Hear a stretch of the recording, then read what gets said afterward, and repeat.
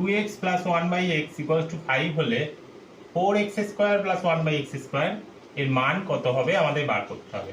তাহলে 4x square plus 1/x square সমান 4x square মানে 2x তার হোল স্কোয়ার প্লাস 1/x এর হোল স্কোয়ার।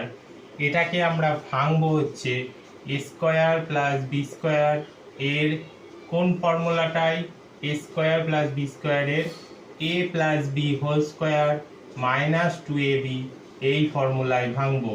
তাহলে এখানে হবে হচ্ছে 2x plus 1/x whole square minus 2 into 2x into 1/x অর্থাৎ ab।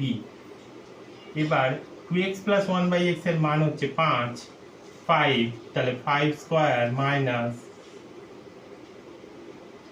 এখানে x ওপরে আর নিচে কেটে গেল -4, যেহেতু মান বসিয়ে দিচ্ছি আমরা তাহলে 2x plus 1/x equals to 5।